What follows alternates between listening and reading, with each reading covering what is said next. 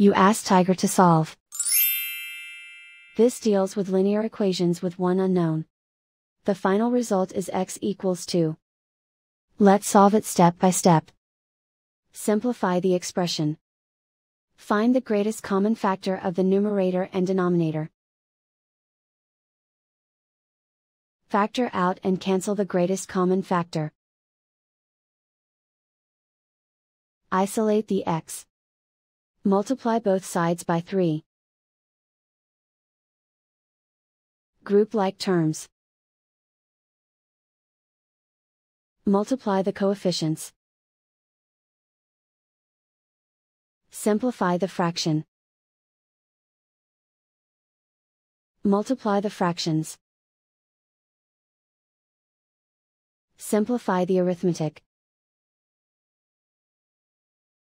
And so the final result is x equals 2.